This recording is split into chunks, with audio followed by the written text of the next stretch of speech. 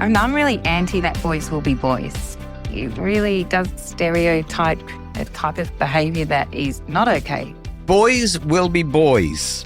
That is the topic of our conversation today, based on what you would have seen on Monday night in episode 4, the limited season finale of Parental Guidance on 9. You can catch up on 9 now. Streaming is still available for all 3 seasons. Oh my goodness. Do we have some stuff to talk about today? G'day, welcome to the Happy Families podcast, real parenting solutions every day on Australia's most downloaded parenting podcast. We are Justin and Kylie Coulson. Kylie, your jaw was on the floor. You just kept on looking at me and gripping my knee and going, oh my goodness, every time somebody would say something. Gripping, compelling, fascinating television, great conversations on Monday night.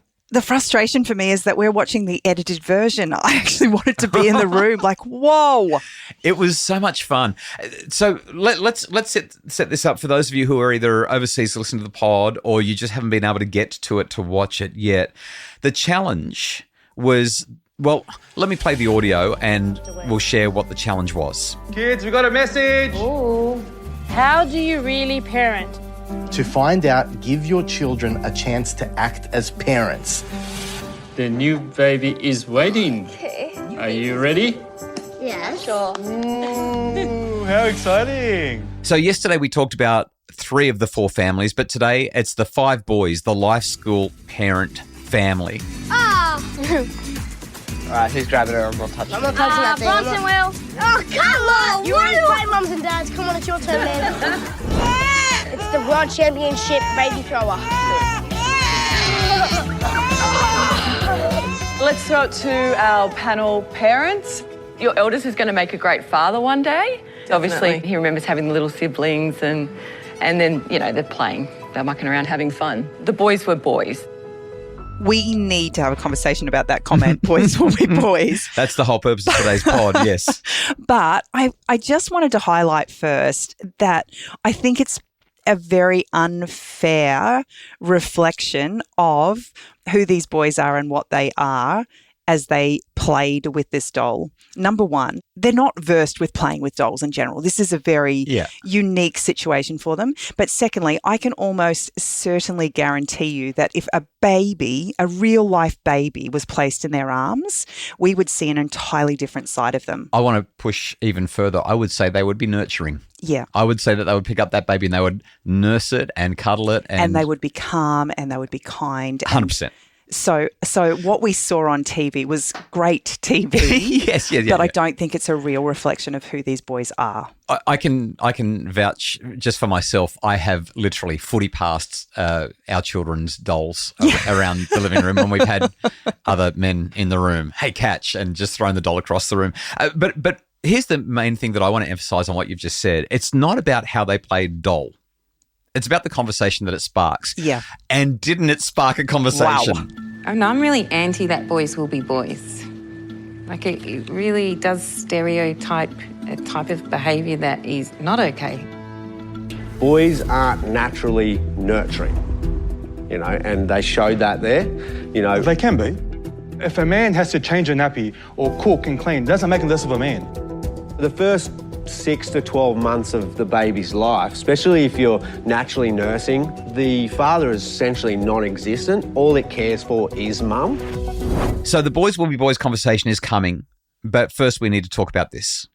I want to take on this idea that babies only want their mums. This was actually probably a bit of a fallacy that you lived into in our first few years of marriage. But there is so much scope for dads to get involved. Yeah. If mum is breastfeeding, it makes it a little bit trickier because then their nurturing takes place in that space. But outside of that, a baby needs their nappies changed. A baby needs a bath. A baby needs to be burped. A baby needs to be soothed and comforted. If there's opportunities for bottle feeding, dads can get involved with the bottle feeding. They can help put the baby to sleep. They can do tummy time supervision. They can read and sing to them. Like, there is so much scope for dads to get involved without having to breastfeed a baby. They can push the baby around the neighbourhood in the pram. Which you were really good at. I you did were a lot really of that, good yeah. at. But then there's also getting up to the baby at night. You know, even if mum is breastfeeding, they can get up in the middle of the night, pick the baby up, soothe it, or allow mum to feed it and then do the rest. Yeah, there is so much in just that. But they can also take care of, the meals. They can help with the chores around the house. They can manage visitors. In those early weeks, dealing with the changes that take place in your lifestyle, and especially for a mum, having someone else manage all of that, that's huge. They can encourage mum to rest. They can do what's needful so that she gets what she needs in order to be able to be at her best. They can look after the big kids if there are older kids. They can attend appointments. They can help with the breastfeeding setup. Like they okay, I literally, think you made your point. I think your point. When you go out walking, they can push the pram or they can carry the baby. Like it just. So Josh was wrong, is what you're saying? Entirely. Right. Entirely. Let me just pick up. They can do the laundry. Let me pick up. They can take the photos. There are two things that I want to say here. First of all, in the early days of our marriage and with our first couple of kids, I was a radio announcer. I always had to be on. Like if you're showing up on the radio, you've got to be able to do the job and be sparky, right? Like it's a bit like being a professional athlete. I can't believe I've just compared radio announcers to professional athletes, but I can't believe you did either. But anyway, it's a performance kind of thing. You got to be able to be there and do it well. Well, you did live into that excuse. I did. That's right. But I did many of the things that you've highlighted there as well. But I definitely sort of looked at it and said, no, I've got to be able to perform during the day. So I need my sleep. You're going to have to do the nighttime shift.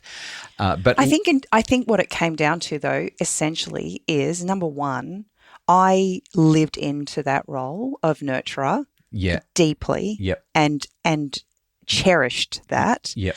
But for you, there was a level of feeling incompetent. Totally. And I didn't recognise that as a young mum and didn't recognise the part I could play in nurturing your ability to develop and grow as a dad. Yeah, it's a great insight. And so... And I was much more involved even at night times as we had children 4, 5 and 6. Yeah. But it comes down to a level of competence. That's you had zero competence in the beginning and therefore you were fearful. Let's put it there. You were fearful. Something important to highlight as well, though, when Josh said, my child doesn't want me, that Hassan was right in saying how much time you're spending with the child. There is that element of it. But there is this thing called an attachment hierarchy. And children do have usually mum at the top of that hierarchy, and quite often they will push dad away, especially from about 9 to 12 months. That's when it kicks in and it can carry on for a couple of years.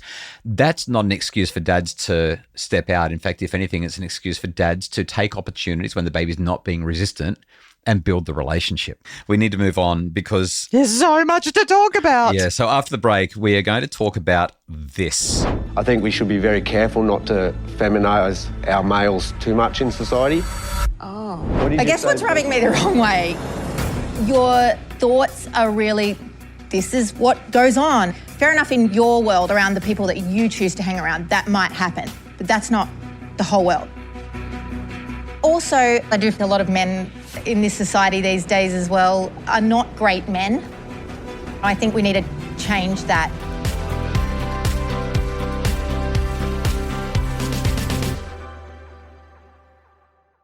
Kylie, the debate about gender stereotypes kicked off, and this was the conversation that had everybody riveted to the screen. Like we had another watch party and everybody was just like, whoa.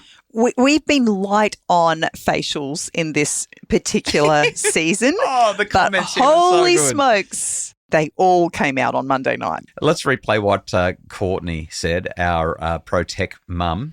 I do feel a lot of men in this society these days as well are not great men. I think we need to change that. I think we should be very careful not to feminise our males too much in society. Oh. Okay, Kylie, lots to talk about here, about gender roles, about kids, about healthy concepts of masculinity. Where do you want to start? I actually want to ask you a question. I love it when you ask me questions. Go. This conversation was massive. I can only imagine what the long take would have given us yes. if we had been able to see everything that you guys talked about in the studio. Yep. But what is the world telling our young boys and girls about their genders that we need to be aware of? Okay. Because this conversation that you had in that room was intense. So generally speaking, I think most most people are pretty relaxed about girls growing up and making whatever decisions they want. So there was that line that Amy, the active parent mum, said. I don't think that you should have gender roles, even from a young age. My girls play with trucks just as much as my boys will play with dress-ups. Same thing. We don't do gender in our house. And my boy's favourite colour, if you'd ask them right now, would be pink. Most people are pretty relaxed about their daughters wanting to be anything, including what have been traditionally male-oriented roles like plumbers and electricians and so on. Pretty rare that you get a female plumber, by the way. About 1 in 250. For every 250 men who are plumbers, there'll be one woman. Electricians, it's about 1% of electricians are female. But we see more and more females. In fact, there are more females doing a whole lot of professional roles now that were once the domain of men. So I would have to believe that the feminist movement has impacted that in a huge way. And I would say for good. Like this idea that girls can be anything that they want to do and they can do whatever girl power. they want. Yeah, go girls. Spice Girls, Sporty Spice, I've forgotten the other one. Scary Spice, whoever. Like, let's talk about the boys, though. There was the question, what about your boy who wants to wear pink? Or what about if your boy wants to wear a skirt? Here's what I'll say. I'm a man who's very happy to wear a pink shirt. I think I look really good in pink. I'm not worried about that as a man who is confident in my masculinity and in my identity. I'm comfortable with who I am.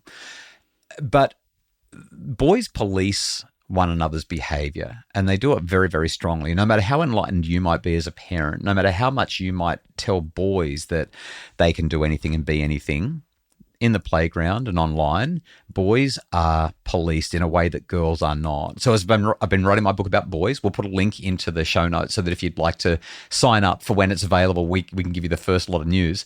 But as I'm writing this book, what I found was this. When girls decide that they want to go play with the boys think that's pretty weird. But the girls are fine with it. Like, no girls are going, how come you're playing with the boys? The girls are just like, yeah, okay, play with who you want. And when a boy wants to go and hang out with the girls are fine with it. The girls are like, yeah, you can hang out with us. That's fine. Like, it doesn't bother them at all. But when a boy leaves his mates and goes to hang out with the girls, the boys start to call him names. The boys call him a simp, or they call him a wuss, or they call him gay. They like the name calling starts and the policing happens. Boy wearing pink, I don't know where that's up to anymore. I don't think it's as big a deal as it once was. A boy wearing a skirt, it's just not going to happen. Like, I know that everyone on the TV show, well, not everyone, but several people on the show are being quite enlightened, and we'll talk about this more tomorrow. But when I talk to the boys, when I talk to parents, when I talk to school teachers, it just doesn't happen. And when somebody chooses to do it, it's considered weird. That's why it makes the papers when Richard Wilkins from the Today Show, the entertainment reporter, when his son, Christian, wears a skirt on the red carpet, or when one of the One Direction boys wears a skirt to a premiere of something or other, it makes the news because it's stepping outside the gender roles. No one cares about a woman wearing pants, but everyone does care about a man wearing a skirt, unless he's Scottish. You know what's worn under a Scotsman's kilt? Please don't go there. Nothing. Everything is in perfect working order. Okay, I'll move on. There was definitely division in the room around what it means to be a healthy, masculine man. Yeah. On the show. Can you kind of just round it out for us? Yeah. I mean, I'm giving away everything that my book is about, but my book is about three things, and they're all the same thing. It's just saying it three different ways.